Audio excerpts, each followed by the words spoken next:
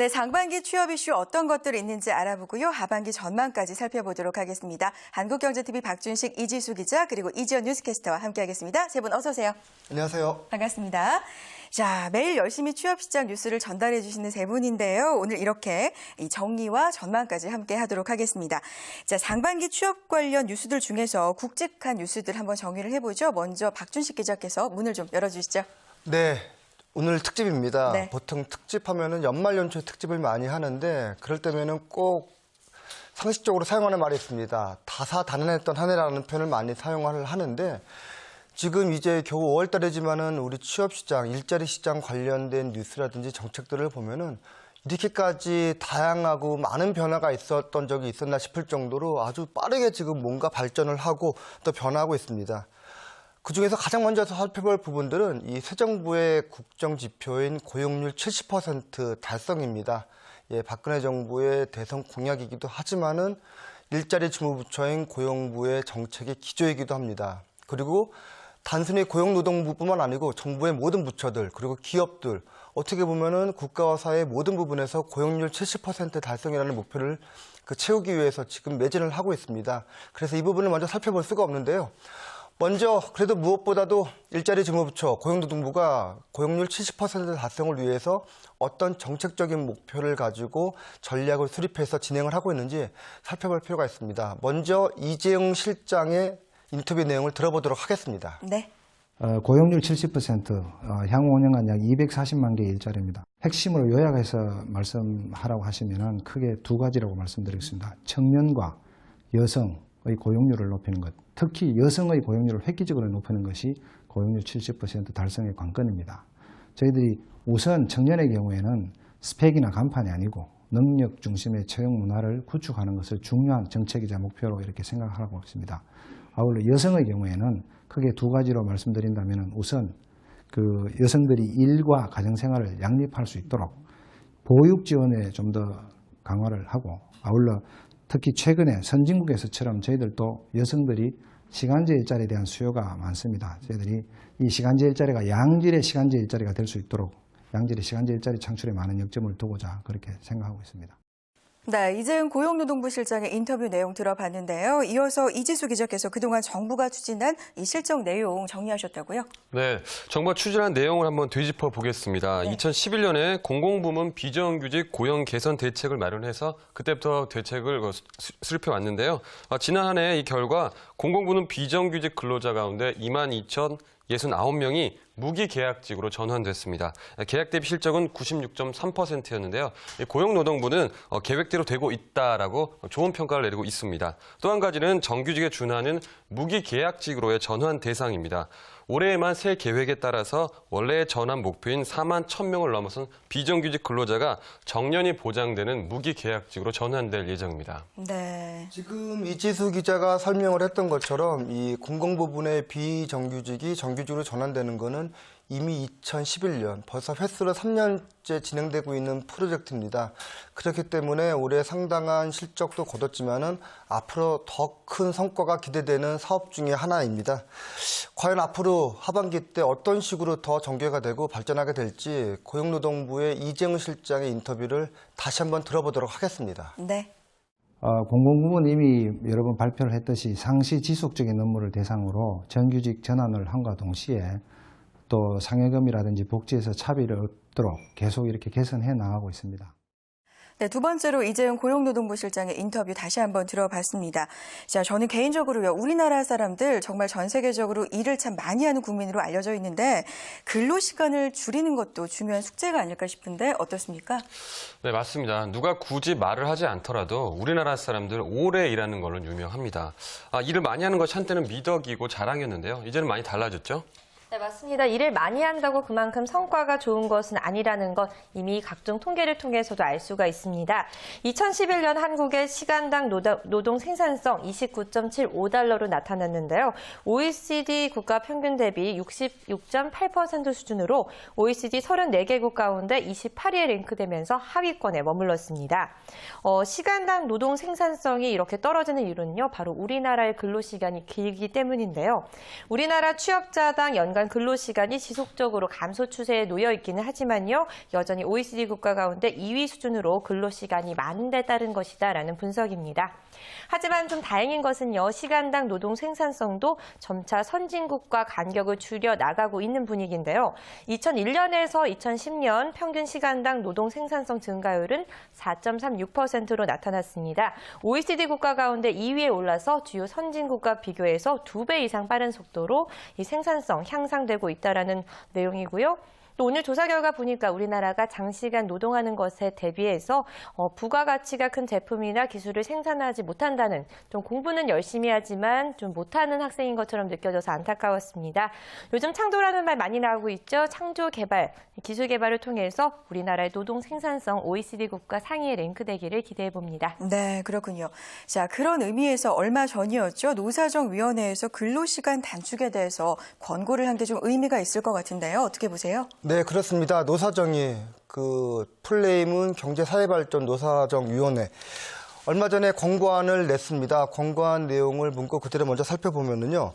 법정 근로시간을 초과해 허용되는 근로시간의 상한을 연장근로 또는 휴일근로 여부에 관계없이 일주일, 7일을 기준으로 해서 12시간임을 근로기준법을 개정을 통해서 명시해야 한다. 이 상당히 말이 어려운데요. 일주일을 7일로 봤다라는 점을 우리는 좀 주목을 해야 됩니다. 무슨 말이냐면은 지금 주 5일 근무제가 지금 확산돼서 도입이 되고 있지만은 사실은 토요일, 일요일, 휴일을 이용해서 근무하는 분들이 많이 있는데 그때 일을 하는 것도 정상적인 근무 시간을 봐야 되기 때문에 12시간, 일주일에 12시간 이상의 초과 근로를 해서는 안 된다는 것을 근로기준법에 분명히 하라라고 정부 측에서 권고안을 제시한 것입니다. 네, 알겠습니다. 자, 권고안이나 법 이야기가 나왔으니까 짚고 넘어가지 않을 수가 없습니다. 요즘 가장 핫한 이슈죠. 정년 연장과 관련한 법 이야기 안 할 수가 없을 것 같은데요. 어떻습니까? 네, 맞습니다. 이 고용시장 가장 큰 이슈 가운데 하나인데요. 바로 60세로 정년을 연장하는 법안입니다. 직장인들이 좋아할 만한 소식인데요. 현재 55세인 정년이 5년 더 늘어나서 60세가 되는 겁니다. 일단 법안이 지니는 의미를 새누리당 김성태 의원의 인터뷰를 통해서 알아보겠습니다. 네. 예, 지금 이제 고령화 시대에 진입하면서 장년층 일자리 문제는 우리 사회의 가장 시급한 현안입니다. 더 이상 정년 연장을 뒤로 미룰 수 없습니다. 다만 정년 연장과 함께 임금 조정은 필수적으로 뒤따를 수밖에 없습니다. 네, 그렇다면 정년 연장 법안 언제부터 구체적으로 적용이 되는 건가요? 네, 2016년 1월 1일부터 공공기관과 지방공사, 지방공단, 그리고 상시 300인 이상의 사업장에 적용이 되겠고요. 그 다음해인 2017년 1월 1일부터는 300인 미만의 사업장과 국가 지자체에도 적용이 됩니다. 네, 자, 정년 연장 법안 많은 근로자들이 반가워하고 있지만, 자, 재계 입장은 좀 다르죠. 재계 입장도 좀 짚어볼까요? 네, 재계는 일단 반대 의사를 분명히 하고 있습니다. 전국경제연합회와 대한상공회의소 등 경제 5단체는 이 정년 연장 법안이 대표적인 과잉 입법이다라고 주장을 하고 있는 상황인데요. 장년층의 고용 부담을 가중시켜서 이 청년층의 취업 더욱더 어렵게 만들고 있다라는 얘기입니다. 네, 자, 재계 주장대로라면 사업자들의 부담이 커지는 게 분명한 것 같은데요. 조치가 좀 필요할 것 같습니다. 후속 조치로 나와 있는 방안은 없나요? 네, 국회는 이 정년 연장에 따라 발생할 수 있는 이 사업장의 부담을 덜어주기로 합의했습니다. 이 사업자 노동조합이 임금체계 개편 등 필요한 조치를 할 수 있도록 하는 건데요. 바로 임금 피크제가 도입되는 겁니다. 두 가지로 요약됩니다. 정년은 늘고 대신 임금 피크제가 도입이 되는 건데요. 정년이 늘어나는 만큼 어느 정도의 임금 조정은 감수해야 된다, 이런 상황입니다. 네. 자, 여기 저희 4명이 있는데 이 중에서 가장 연장자이시죠? 정년 연장 법안. 아무래도 박준식 기자께서 좀 관심이 가장 많으실 것 같은데 네. 어떻게 생각하세요? 저는 이렇게 개인적으로 몇 년 안 남아가지고 개인적으로 관심이 많은 법안입니다. 근데 지금 이진수 기자가 설명을 했지만은 이 정년 연장 법안 말 그대로 정년을 연장, 5년 연장하는 데까지는 합의는 했지만은 그 후속 작업, 임금 체계 개편이라는 아주 이 껄끄러운 이 후속 조치가 남아 있습니다. 정부에서는 일단 손을 뗐습니다. 정치권에서는 이 부분에 대해서 구체적으로 언급을 하지 않고 필요한 사업장이 있다 그러면은 사측과 노측이 합의를 내서 필요한 조치를 취해라. 그걸 통해 가지고 임금 구조 개편이라든지 아니면 임금 피크제 도입이라든지 여러 가지 후속 조치를 취하라고 했기 때문에 사실은 정년 연장이 되더라도 임금 피크제라든지 임금 체계 개편이 얼마나 실제적으로 뒤따를지에 대해서는 상당히 의문시되는 부분들이 있습니다.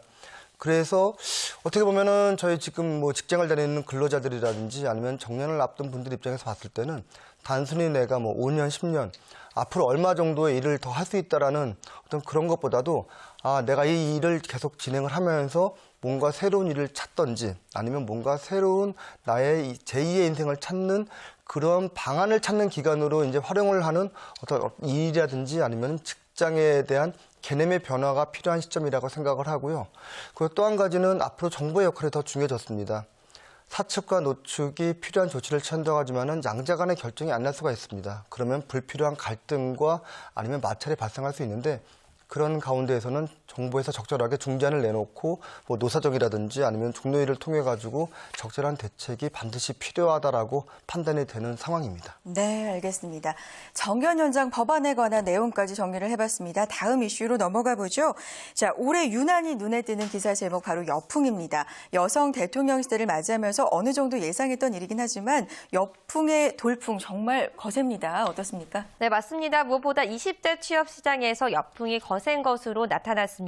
대학 진학률에서 4년 전에 여성이 남성을 앞지른 데 이어서 이번에는 경제활동 참가율에서도 여성이 앞섰는데요. 이 통계청에 따르면요, 20대 여성의 경제활동 참가율 지난해 기준으로 62.9%를 기록했습니다. 남성의 62.6%를 여성이 남성보다 0.3%포인트 차로 앞선 모습이었는데요. 이 여성이 남성을 앞선 것은 이 통계가 시작된 2000년 이래 처음입니다. 경제활동 참가율은요, 인구 대비 구직자와 취업자를 합한 비중으로 이 비율이 높으면 높을수록 근로에 대한 열망이 강한 것으로 풀이를 하고 있는데요. 즉 경제활동 참가율이 62.9%라는 뜻은 100명 가운데 62.9명이 일을 이미 하고 있거나 직장을 구하고 있다라는 뜻으로 해석하시면 되겠습니다. 네, 여풍이 거세진 사회적 분위기 한편에서는 참 반가운 일인데요. 자, 원인을 좀 분석을 해보죠. 어디서 찾을 수 있을까요? 네, 문화적으로 이 결혼과 출산을 좀 미루더라도 자기 개발이 먼저라는 사회적 풍토가 작용한 것으로 보입니다. 또 경기 침체기 접어들면서 여성은 직업을 먼저 구하려는 반면에 남성은 안정적인 직장을 구할 때까지 취업을 이렇게 보류하는 것도 한몫한 것으로 풀이됩니다. 네. 자, 박 기자님께 또 개인적인 질문을 드릴 텐데 아내분 이 중에서 유일하게 또 결혼도 하셨고요. 네. 아내분의 경력 단절 여성 아내분이 또 해당이 되시니까 관심이 가지실 것 같은데 어떻게 생각하세요? 예. 네. 얼마 전에 제 아내가 이 경력 단절 여성이라는 이제 딱지를 벗고 이제 일종의 파트타이머 이제 비정규직 일을 하고 있습니다. 네. 처음에 주변에서 그랬습니다. 다시 사회에 진출하는 것도 그렇지만은 일종의 파트타이머 일을 하는 게 좀 그렇지 않냐. 근데 이 아직도 아이의 어떤 육아라든지 가정생활을 양립을 해야 되는 입장에서 정규직으로 활동을 한다라는 게 부담이 많이 느낄 수밖에 없습니다. 오히려 상당수 경력 단절 여성들은 정규직으로 아침부터 밤까지 일하기보다도 내가 필요한 시기에 급여는 좀 적지만은 할 수 있는 일을 찾는 게 더 중요하기 때문에 정부에서는 무조건 경력 단절 여성을 사회에 무조건 많이 진출시키기보다도 어떤 직업과 어떤 직무가 있는지 먼저 개발을 많이 한 다음에 그런 쪽으로 다양한 어떤 직무에 다양한 일의 어떤 형태를 찾아주는 게 좀 중요하다고 보고요. 그리고 또 한 가지는 얼마 전에 또 사회적으로 크게 이슈가 되고 있죠. 엄마 가산제, 네. 엄마 가산점. 아이를 낳고 결혼한 여성이 사회에 다시 진출했었을 때 뭔가 채점에서 점수를 더 주는 엄마 가산점제를 도입을 한다고 해서 상당히 많이 이슈가 됐습니다. 물론 이런 부분들이 지금 집에서 쉬고 있는 엄마들, 아이 엄마들한테 상당히 도움이 되는 것은 사실이지만은 한편에서는 그에 따른 부정적인 영향도 생각해 볼 수밖에 없습니다. 틀림없이 엄마 가산점제 들고 나오면은 지금도 그렇지만은 그러면 남자 군대 갔다 온 거 가산 좀 줘라. 라고 얘기 나옵니다. 그러면은 또 한쪽에서 그럴 겁니다. 나는 이런 부분이 있기 때문에 나는 왜 가산점을 안 줍니까? 우리가 스펙 경쟁 때문에 오버스펙이 되고 스펙 때문에 아무것도 못하는 것처럼 아까 여성이 남성의 취업률을 넘어섰다고 했지만은 나이가 30이 되도록 스펙만 쌓다가 직업을 못 가는 사람들이 지금 엄청나게 많다고 합니다. 네. 사회적으로 큰 문제일 수밖에 없습니다. 이런 식으로 가산점제가 이 사람들한테는 이런 가산점을 주고 남자한테는 이런 가산점을 주고 결국에는 가산점이라는 거는 누군가에게 필요해서 뭔가 혜택을 주기 위해서 주는 제도인데 다 가산점을 받으면은 나중에 가산점을 받아도 별로 혜택이 없어집니다. 어떤 그런 부분들이 있기 때문에 무조건 여성들을 사회에 다시 나오라고 재촉할 게 아니고 사회에 나와서 제대로 된 일을 할 수 있고 내게 맞는 직업을 찾을 수 있도록 정부에서는 좀 더 넓은 큰 의미의 그런 정책적인 마당을 깔아주는 그런 좀 배려가 필요한 시점이라고 생각을 합니다. 네, 지금까지 상반기 취업시장 그리고 고용시장의 이슈들 몇 가지를 짚어봤는데요. 이 몇 가지 이슈만 가지고도 하루 종일 이야기해도 부족할 것 같습니다. 정리를 좀 해보죠. 박준식 기자님. 네, 지금 살펴본 것처럼 올해는 유난히 고용, 일자리 관련된 변화가 참 많았습니다. 그리고 상반기에 이어 하반기에도 더 많은 변화가 생각이 듭니다. 아까 말씀드렸지만 여러 가지 고용과 일자리 관련된 법안들 4월 임시국회에서 통과도 됐고요. 9월 달에 또 통과를 앞두고 있는 각종 법안들이 남아 있습니다. 정말 혼란의 시기가 아닐 수 없습니다. 지금 이런 여러 가지 입법화되고 있는 정책들이라든지 사회에서 제기되고 있는 문제들을 보면은 대부분 다 큰 일, 아까 처음에 말씀드렸지만은 고용률 70% 달성이라는 국정 목표를 달성하기 위해서 큰 가치 그 길을 가고 있지만은 이 중간중간에 보면은 상당히 갈등과 반목의 요소들이 많이 있습니다. 노측과 사측의 다양한 이해관계를 제대로 감싸주지 못하면은 더 큰 일을 해보자고 기껏 좋은 이 정책들을 내놨지만은 갈등만 더 부추기는 그런 부작용을 발생할 수가 있습니다.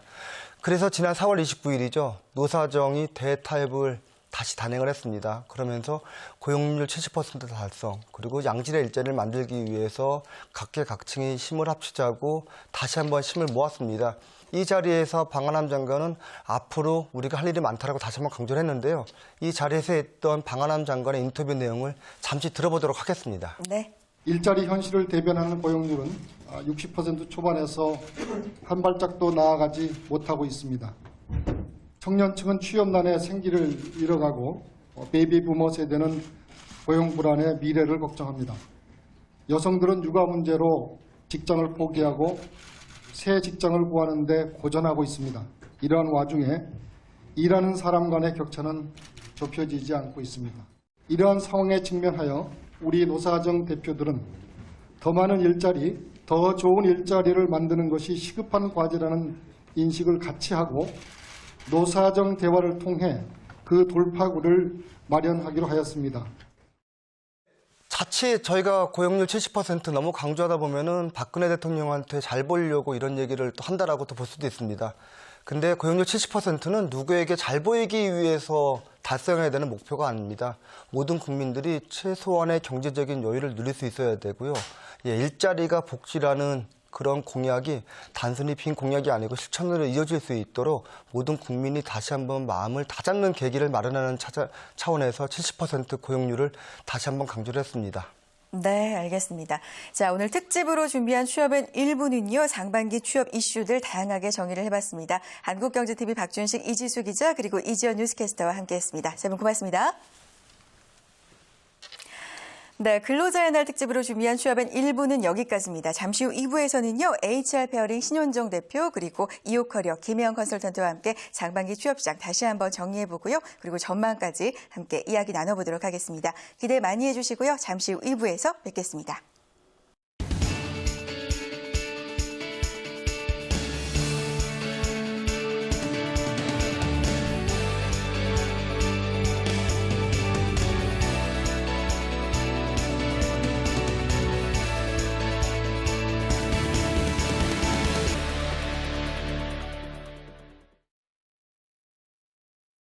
네, 취업은 근로자의 날 특집으로 함께하고 계십니다. 2부의 문을 열었는데요. 2부에서도 상반기 취업시장 이슈 그리고 하반기 취업시장 전망까지 함께 자세하게 살펴보도록 하겠습니다. 자, 든든한 두 분과 함께 할 텐데요. 페어링 AHR의 신현종 대표 그리고 이오커리어의 김혜영 컨설턴트와 함께하겠습니다. 두 분 어서 오세요. 안녕하세요. 반갑습니다. 네. 자, 먼저 1부에서 상반기 취업시장 동향을 자세하게 짚어봤는데요. 자, 지금 상반기 전형이 한창 진행이 되고 있습니다. 두 분께서는 현장에 계시잖아요. 네, 생생한 이야기를 좀 듣고 싶어요. 요즘 전반적인 특징이 어떻습니까? 예, 이제 대선 이슈가 좀 끝나고 많은 기업들이 그 정부에서 계획하고 있는 그 새로운 정책이나 이런 것에 좀 부응하기 위해서 좀 채용을 늘리겠다. 좀 이런 좀 보도 자료가 많이 나오고 있습니다. 근데 또 이 현실적으로 그 이 구직자들이 최근에는 작년에도 이 하반기가 상당히 어려웠었는데 더 어려워지면 어떡합니까? 이렇게 저한테 많이 묻곤 하거든요. 그래서 이 좀 채용 분위기가 하반기까지 조금 어려워질 것이다 이렇게 좀 예상을 하고 있습니다. 네, 그렇군요. 하반기도 최악이었는데 여기서 더 나쁘면 어떻게 표현해야 되냐? 구직자들이 뭐 이런 말도 하고 있다면서요. 예, 정말 맞습니다. 안타까워요. 예. 자, 특별한 이유가 있을까요? 이렇게 안 예, 좋은? 뚜렷한 이유를 찾자면 이전엔 채용직이 즉 정규직이나 비정규직 등을 나누는 이런 채용 기준보다는 이 회사의 이름값을 보고 이 고용 브랜드가 높은 기업에 취업을 하고자 하는 이런 분위기가 좀 많았습니다. 그래서 좀 처우가 좋지 않더라도 취업을 오랫동안 준비했거나 장기 미취업으로 가게 되면 취업을 좀 먼저 하는 경우가 많았습니다. 예를 들어 은행 정규 이 공채 행원 공채에 지원을 네. 했다 떨어진다 하더라도 네. 바로 그 뒤에 이 텔러 창구직 공채가 바로 이어졌습니다. 네. 그래서 이 계약직이지만 제1금융권에서 취업을 해서 내가 일을 하겠다 이런 목표를 좀 이룰 수가 있었습니다. 네. 또 이제 대기업 같은 경우도 공채에서 떨어지더라도 뭐 직장 체험 프로그램이라던가 인턴직 이 채용을 통해 가지고 좀 들어갈 수가 있었고요. 공공기관 같은 경우도 뭐 6개월에서 1년까지 이런 장기 공공 인턴을 선발했었기 때문에 상당히 채용이 많았었는데 많이 들어보셨겠지만 이 요즘 고졸 채용을 좀 확대한다. 그렇죠. 또 무스펙 전형을 좀 늘리겠다. 네. 또 특성화고에서 채용하겠다. 이런 정책들이 많이 시행을 되면서 실제로 채용 시장에 최근에 많이 반영이 되고 있습니다. 이런 부분이요. 네. 그래서 좀 고용 브랜드 만족을 채워줄 수 있는 이런 대졸 이 구직자들이 좀 들어가고자 하는 기업에서 좀 채용을 많이 줄였다. 이렇게 좀 볼 수가 있겠습니다. 네, 그렇군요. 자, 국내 채용 시장의 상황도 글로벌 경기랄지 이런 경기를 좀 타는 부분이 있을 것 같은데요. 그런 부분은 없을까요? 예, 이런 채용 문화가 글로벌 경기를 안 탄다 이렇게 얘기할 수는 없겠죠. 네. 사실 국내 내수 상황은 이전과 크게 다를 바 없이 계속 좀 좋지도 않고 나쁘지도 않고 계속 유지를 하고 있는 이런 상황입니다. 근데 이 외환 위기 이후 선진국들이 점점 나빠지면서 EU라던가 이런 북미권 이쪽에서 상당히 계속 어려워지고 있다는 게 이 경제 지표나 저희가 보도 자료를 통해서 많이 좀 접할 수가 있거든요. 그래서 또 계속 이런 긴축과 관련된 이 경제가 계속 돌아가게 되면서 수출을 주로 하는 기업들이 최근에 많이 어려워졌다, 채산성이 많이 떨어졌다 이런 얘기가 많이 나오고 있습니다. 또 국내에 들어와 있는 외국계 기업들 같은 경우도 현지에 자기네 모기업이나 투자를 해준 기업들이 좀 어려워지다 보니까 국내에서도 계속 채용을 하고 있던 부분에 대해서 좀 줄여가고 있다 이렇게 볼 수가 있겠습니다. 그래서 이 상반기에서 채용을 많이 하겠다 기업들이 많이 얘기를 하고 있습니다. 채용은 많은데 그 인원수가 상당히 줄어든다 이렇게 보고 있습니다. 네. 자, 이렇게 여러 가지 이유로 채용이 줄어들면 전체적으로 사회적인 문제로까지 될 수가 있잖아요. 어떻게 생각하세요? 사회적으로 아주 큰 문제죠. 네. 예, 제가 오늘 이야기 드릴 내용도 사실 제가 취업 컨설팅 또 강의를 하면서 매년 많은 구직자분들을 만나고 있거든요.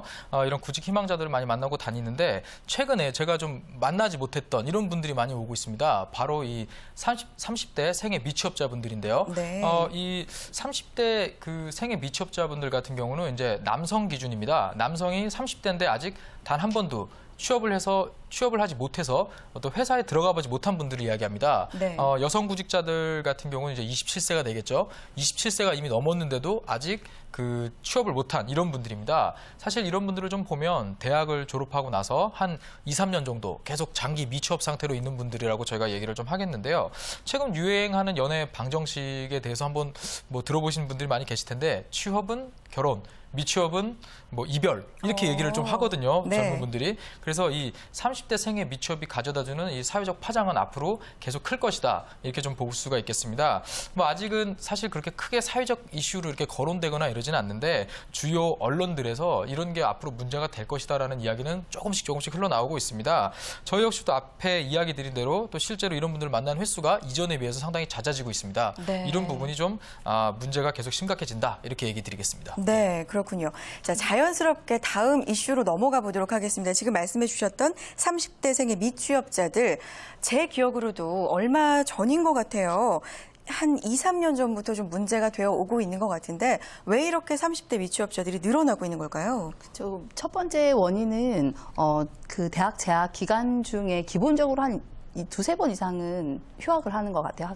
대학생들이 대부분. 네. 그리고 휴학은 또 휴학을 하거나 아니면 고시나 공무원 준비를 또 여러 해. 고시 같은 경우 거의 1년에 한 번 또는 두 번 이렇게 있으니까 두세 번 떨어지면 벌써 또 2년이 가는 거죠. 네. 이제 그런 식으로 계속 여러 번 도전한다거나 또 스펙을 쌓기 위한 시간에 굉장한 투자를 하고 있어요. 영어 성적을 뭐 토익 900점 이상을 만들기 위한 뭐 시간 투자라든지 그리고 자격증 준비하는데 이런 스펙 준비에 굉장한 시간을 투자를 하는 것이 아마 가장 큰 이유가 될 것 같고요. 네, 그렇군요. 자, 듣다 보니까 원인 중에 자격증이 저는 좀 귀에 걸리는데, 졸업하고 나서 자격증을 준비를 한다고요? 왜 그러는 걸까요? 예, 우리 김혜영 컨설턴트님께서 말씀해 주셨듯이 이 네. 시간 투자에 대한 얘기를 좀 먼저 짚고 넘어가면서 이 자격증과 같이 이야기하면 맞겠습니다. 이 자격증을 가지고 있다라는 것이 어떠한 자격을 갖추고 있는 것인데 이 자격을 갖추고 있으면 누군가가 나에게 그냥 일을 줄 것이다, 일감을 가져다 줄 것이다 이렇게 생각하는 데서 좀 많이 오해가 있지 않나 좀 이렇게 생각이 듭니다. 이 마냥 기다리면 절대 안 되거든요. 예를 들어서 졸업을 하고 나서 뭐 대형 유통업체에 좀 취업을 하기 위해서 지게차 면허를 좀 따겠다, 네. 지게차 자격증을 따겠다 이런 부분은 뭐 괜찮습니다. 사실 그 시간이 그렇게 오래 걸리는 것도 아니고 또 정부에서 이렇게 지원하는 학원이나 프로그램을 통해서 단기간 내에 자격증을 취득해서 실제로 대형 유통업체에 취업하는 데 많은 도움이 될 수가 있습니다. 하지만 아까 말씀해 주셨던 그런 고시, 시간이 오래 걸리는 이런 그 시험이라던가 저희가 이제 C레벨 자격증이라고 하는 뭐 CFA, CFP 그리고 뭐 CPA 아니면 뭐 세무사, 계리사, 뭐 변리사, 노무사 네. 뭐 1년에 한 번밖에 선발 안 하거든요. 그렇죠. 이렇게 얼마 장기간 없죠. 장기간 공부를 해야 되는 이런 자격증 네. 취업 이런 준비를 졸업을 하고 난 다음에 응시를 한다는 겁니다. 취업이 안 되니까 이런 자격증을 따겠다 이렇게 결심을 하는 건데요. 이 자격증 취득하면 취업이 되는 거 아닙니까? 이렇게 아주 단순하게 물어보는 분들이 상당히 많습니다. 네. 절대 그렇지 않습니다. 이런 자격을 뭐 조건 없이 뭐 이렇게 그냥 취득만 하면 취업이 된다. 뭐 주변에서 많이 권유를 하고 하시는데 네. 이 취업이 반드시 되는 건 절대로 아닙니다. 제가 한 계리사 자격을 취득한 분 좀 예를 들어서 좀 한번 좀 설명을 드리도록 하겠습니다. 네. 이제 보험회사 같은 경우는 뭐 계리사 자격이 있는 분들을 보험 수리라는 그 파트에서 보통 채용을 합니다. 그래서 보통 한 1년에 40명 정도 이 계리사 시험에서 이제 그 최종 합격자를 보는데 네. 이분들께서 나는 이제 자격을 땄으니까 나는 무조건 보험회사에 간다. 이렇게 생각을 하시고 막 지원서를 쓰십니다. 이제 서류는 거의 사실 합격을 하거든요. 그래서 면접장에 딱 가면은 계리사 다 계리사들만 앉아 있는데 그 중에서 또 면접을 보고 선발을 한다는 거거든요. 그 중에서 떨어지는 분들도 계시고 몇 명만 채용을 하기 때문에 사실 상당히 자격을 취득하기 위해서 상당히 노력을 했는데도 불구하고 또 이 취업 시장에서 또 어려움을 겪는 이런 사례가 좀 발생한다는 겁니다. 또 여러분들이 잘 알고 계시는 노무사 네. 이런 좀 예를 들어드리자면 공인 노무사를 취득했는데 이 공인 노무사 같은 경우는 의무적으로 이 노무법인에서 6개월간 그 인턴이나 일을 수료해야 자격을 부여합니다. 그래서 보통 이 일을 무조건 해야 되는데 일하는 강도가 월요일부터 토요일까지 웬만한 대기업 저리 가라 할 정도로 정말 많은 일을 하게 됩니다. 네. 예, 상당히 일을 많이 하게 되는데 이때 선임 노무사의 평가가 좋지 못하면 6개월 이후에 본인이 공인 노무사로서 취업하는데 상당히 애로를 겪게 됩니다. 네. 그래서 정말 공부를 많이 하고 또 취업을 해서 계속 또 열심히 일해야 되는 이런 부분이거든요. 그래서 공부를 많이 해서 자격을 취득했다 해서 또 업무에 있어서 내가 이제 이제 좀 쉬엄쉬엄 일한다 네. 이런 좀 생각은 버리시는 게 맞을 것입니다. 네, 그렇군요. 지금 예로 계리사와 노무사 자격증 들어주셨는데 저도 계리사 노무사 자격증 따면 바로 취업되는 줄 알았어요. 네. 근데 그게 아니었군요. 자, 인풋 대비 아웃풋이 좀 아쉽다고 할까요? 투자하는 시간은 많지만 결과는 나오죠. 100% 취업이 되는 건 그렇죠. 아니군요. 예. 그러면 자격증을 따고도 이렇게 취업이 안 돼서 좀 다른 분야에 취업하시는 분들도 많겠어요? 상당히 많이 계십니다. 네. 제가 최근에 이제 취업 지도를 해서 이 취업을 하신 분인데 이분은 이제 CFP 자격증을 가지고 있습니다. 이 CFP 자격증은 1년 정도 공부를 하셔야 되고요. AFPK라는 그 자격증을 먼저 취득한 다음에 이제 응시 자격을 주어지는데요. 이분 같은 경우는 이제 2010년에 원래 졸업을 했어야 되는 분입니다. 근데 이 CFP를 취득하면 금융권에 무조건 취업할 수 있다. 이제 부모님과 친구들이 주변에서 얘기를 많이 이렇게 하는 거를 좀 들으면서 그럼 내가 금융권에 취업을 할 수 있겠구나라는 그냥 아무 조사 없이 막연히 그 말만 듣고 이제 CFP 자격을 준비하게 됩니다. 그래서 취업 준비도 안 돼 있는 상태에서 무작정 CFP를 1년 정도 공부를 해서 다행히도 자격을 취득을 했습니다. 근데 이 2011년에 CFP 자격을 취득을 하고 네. 2012년 상반기에 금융권을 다 지원을 했는데 전부 떨어졌습니다. 서류에서 아예 하나도 못 붙어가지고 원인이 뭘까 고민을 하다 보니까 주변에서 금융 3종 세트를 취득해라. 그러면 너가 부족한 부분이 채워져서 분명히 취업이 된다. 또 그 말만 믿고 또 계속 금융 3종 세트 또 돈을 들이고 시간을 들여가지고 또 취득을 했거든요. 이분이 또 이제 3개만 취득한 게 아니고 6개를 땄습니다. 네. 예, 금융 자격증 또 6개까지 하고 2012년 하반기에 금융권에 전부 지원을 했는데 또 저희가 이제 흔히 얘기하는 광탈 서류를 다 떨어졌습니다. 빛의 속도로 그래서 탈락하는 완전히 거죠. 그냥 네. 쫙 그냥 빛의 속도로 떨어지고 딱 그냥 앉아서 이 고민을 하다 보니까 새해가 오고 2013년이 되니까 본인이 나이가 이제 30세가 돼서 이제 방황을 하게 되는 이런 네. 분이었는데요. 제가 취업 지도를 통해서 모든 걸 버리라고 얘기를 하고 더 이상 금융권에 기억도 꺼내지 마라. 예, 이렇게 얘기를 하면서 좀 취업을 준비를 시켜가지고 이 의료법인에 취업을 했습니다. 네. 법인에서 이 그 병원 제휴 영업을 이제 하고 계시는데요. 이분 얼마 전에 이제 저희 사무실에 그 먹을 거 사갖고 왔더라고요. 고맙다고. 예, 그 얘기하면서 왔었는데 이분 만나서 이 얘기를 해보니까 28살 때 자기가 취업을 했으면 벌써 이제 경력 3년 차고 상당히 일을 좀 많이 했고 돈도 좀 모았을 텐데 이제 30살 넘어가지고 취업을 하니까 이게 이제 시작하려니까 참 답답합니다. 하여튼 그래도 지금 취업이 돼서 그나마 다행입니다. 또 이런 얘기를 저한테 하더라고요. 사실 그 이분 같은 경우는 좀 부모님의 잘못된 권유로 좀 시간을 많이 좀 낭비한 사례다. 이렇게 좀 이야기를 드릴 수가 있겠습니다. 네, 그렇군요.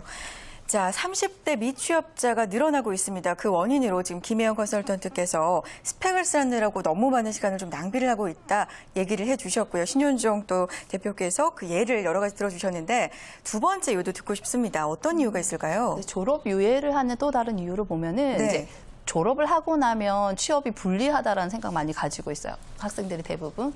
그 졸업을 수료한 상태로 계속 유예를 계속하는 그런 게 뭐 졸업 논문 제출하지 않는다거나 요즘에는 학교 졸업할 때 이제 토익 성적을 보는 경우도 많이 있기 때문에 그걸 제출하지 않고 계속 유예 상태로 두면 네. 이제 사실은 학교에서 뭐 제공하는 여러 가지 취업 지원 프로그램을 또 활용할 수도 있기도 하고 네. 그 뭐 인턴 같은 경우 가끔 자격이 졸업을 하지 않은 경우에만 이제 인턴을 주어지는 그런 경우들이 있거든요. 그런 네. 걸 활용하려고 하는데 사실은 조금 잘못된 생각인 게 그 즉시 근무가 가능한 그 채용도 네. 꽤 많이 있거든요. 이제 그런 부분은 좀 간과하고 이제 보이는 것에만 집중하는 그리고 불안하기 때문에 졸업하지 않고 계속 학생으로 남아 있는 것 같습니다.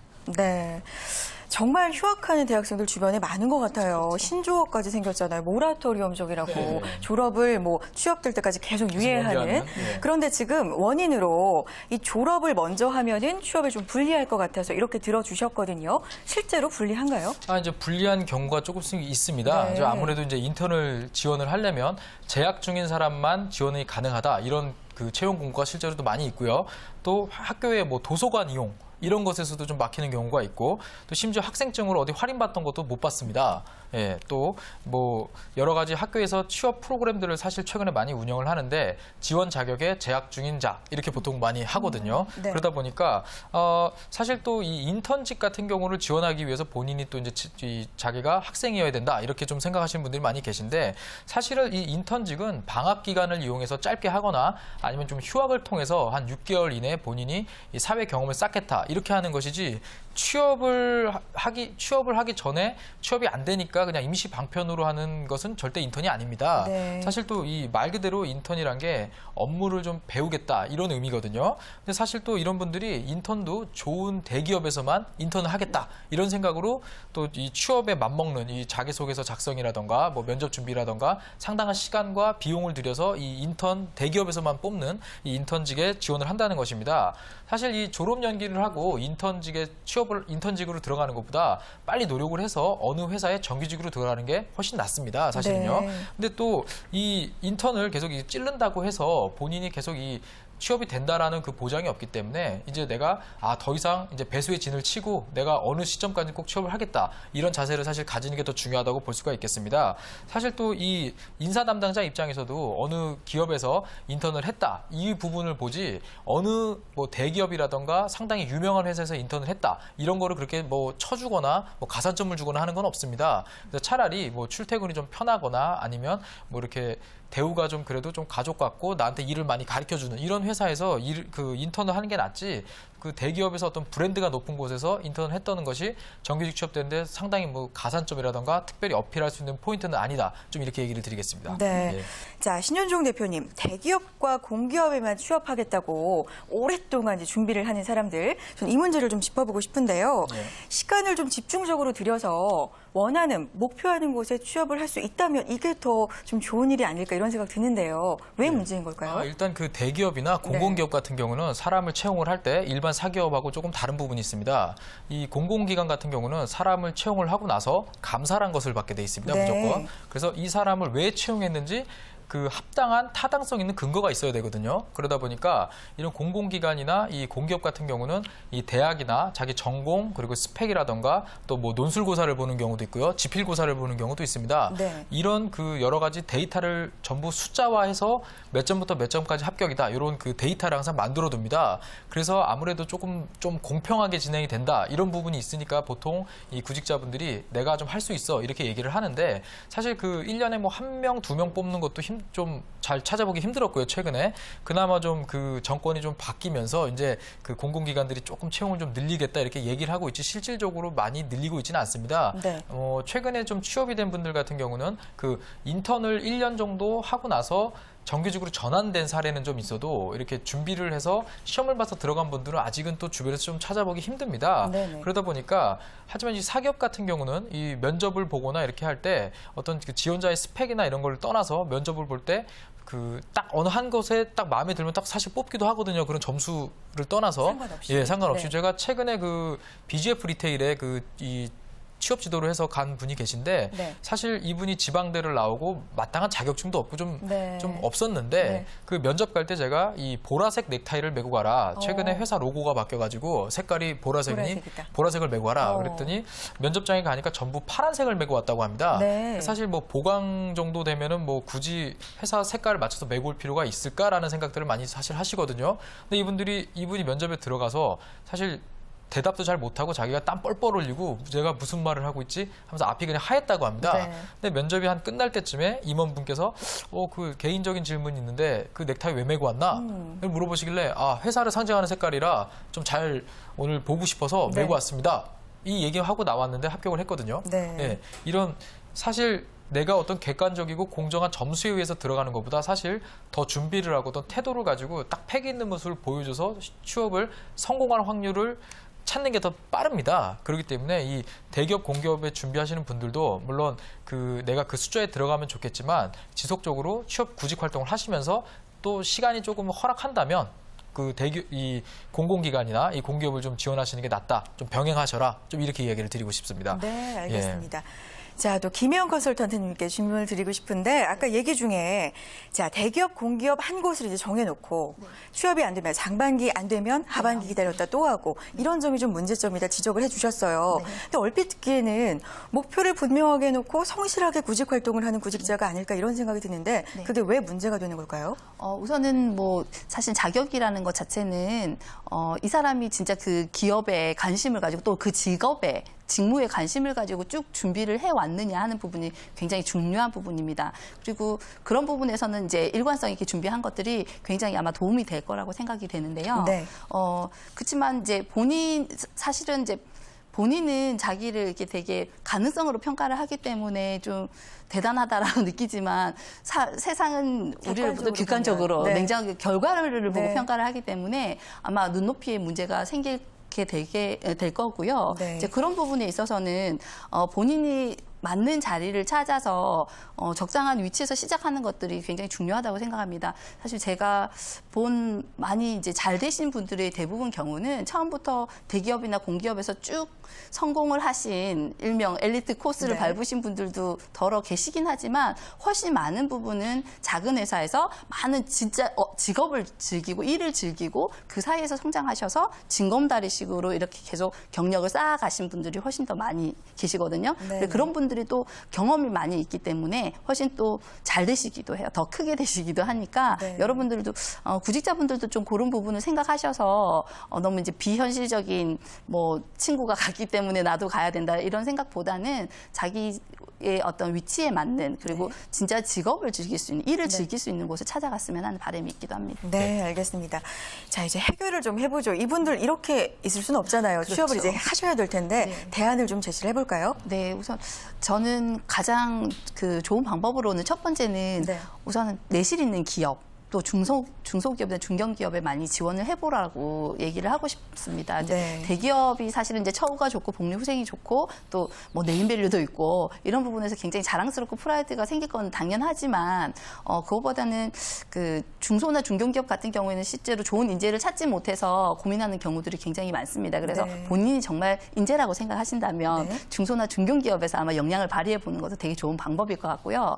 그 이후로는 그 중소 중견기업 같은 경우에는 채용을 대기업처럼 해마다 공채를 하진 않습니다. 그래서 보통 이제 대리급 정도가 되면 그 다음 이제 신입을 받기도 하고 이런 이제 과정을 거치기 때문에 우리 그 부하 직원하고 이제 상하 간의 세월의 간격이 좀 있게 됩니다. 그래서 나이가 조금 많더라도 어떤 그 비전이라든지 그리고 역량이라든지 이런 부분들이 맞게 된다면 채용을 할 가능성이 훨씬 높습니다. 그리고 우리나라 정서상은 아직은 그래도 이제 나이가 많은 부하 직원이 조금 불편한 그런 부분이 있기 때문에 아마 그 대기업에 들어가더라도 조금 쉽지는 않은 부분도 아마도 있게 될 겁니다. 그리고 두 번째로는 이제 수시 채용을 좀 잘 활용했으면 좋겠습니다. 이제 기업마다 대기업, 중견기업 할 것 없이 이제 홈페이지를 통해서 좋은 인재를 찾기 위해서 수시 이력서를 많이 받고 있습니다. 이제 그런 걸 활용하시면 좋겠는데 보통은 학생들하고 얘기를 해보면 수시 채용은 경력자들을 위한 공간이다라고 생각을 하는데 꼭 그렇지는 않고 본인이 관심이 있는 기업이라고 하면 그런 업종이라고 하면 뭐 또 자신감 있게 잘 만들어진 자기 스토리가 잘 들어가져 있는 이력서와 자기소개서를 그 등록을 해두고 올려두고 그러면 이제 기업에서는 사람이 필요할 때 또 연락을 받게 되는 그렇게 기회를 또 찾을 수도 있을 것 같고요.